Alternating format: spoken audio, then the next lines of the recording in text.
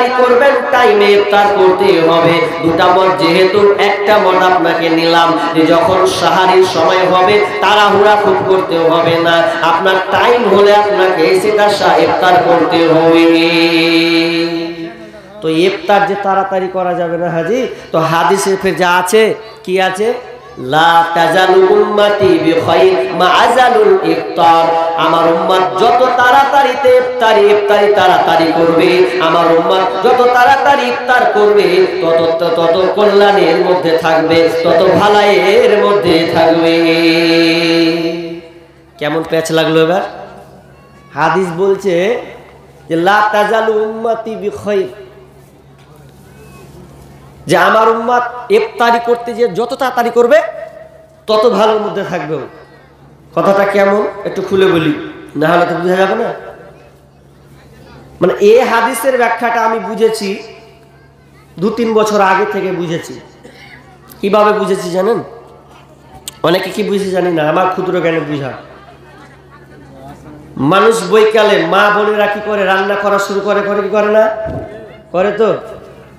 অনেক ছেলেকে আড্ডা, অনেক ছেলেকে দেখবেন ইয়ং ছেলে যারা এক সাইডে বসে দাঁতল মারে, করে কি করে না?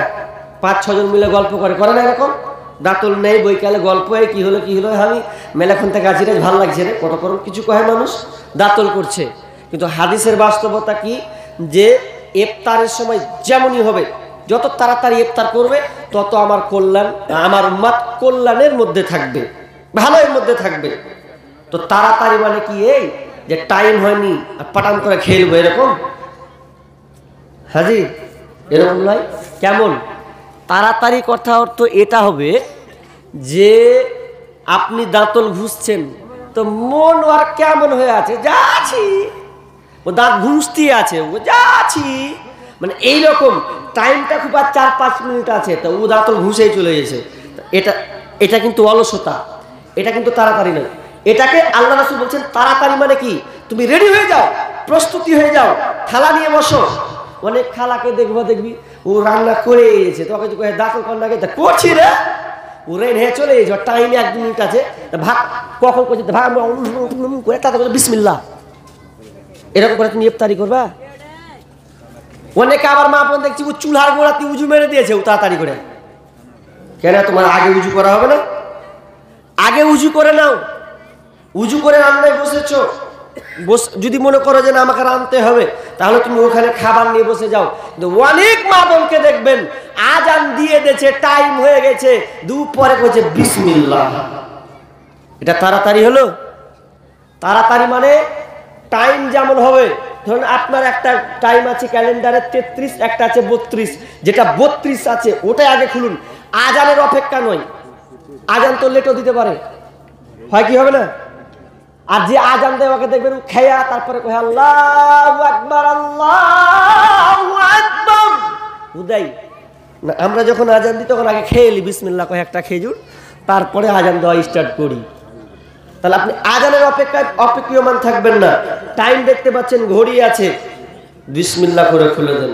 সমাজে ভুল আছে কি, ইফতারের দোয়া কি জি ভাই জানা আছে? আল্লাহুম্মা লাকা সুমতু নাকি ওয়ালা রিজকা আফতারতু, কহেন কি কহেন না? মাইক এলান হয়, এটা সহি নয়, এটা বলা ঠিক নয়। যখন ইফতার শুরু করবেন তখন বলবেন বিসমিল্লাহ, বাস। তারপরে খাওয়া শেষ হলে যাহাবা জুমাউ ওয়াক্তালাতুল রুকু ওয়া সালাতুল আজরু ইনশাআল্লাহ, এটা মুখস্থ করবেন। অনেকে দেখবেন এটাই মুখস্থ নাই, ওই আল্লাহুম্মা লাকা সুমতু ওয়ালা রিজকা হয়ে গেল। এটা নয়, যেটা সহি সেটা আমরা মুখস্থ করিনি, তো ওটাকে আপনাকে মুখস্থ করতে হবে। তাহলে ভুল আছে, ইফতারি করার সময় আমরা ভুল করছি, বিসমিল্লাহ বলতে হবে। তাহলে বলছিলাম রমজান মাসে রোজাকে আপনাকে রাখতে হবে, কারণ এই রমজান মাসটা কত গুরুত্বপূর্ণ, কত ইবাদতপূর্ণ একটি মাস, যে মাসটা এত গুরুত্বপূর্ণ। আল্লাহ সুবহানাহু ওয়া তাআলা নিজের হাতে প্রস্তুতি কি গ্রহণ করে নাই, এই রমজান মাসটা কত গুরুত্বপূর্ণ।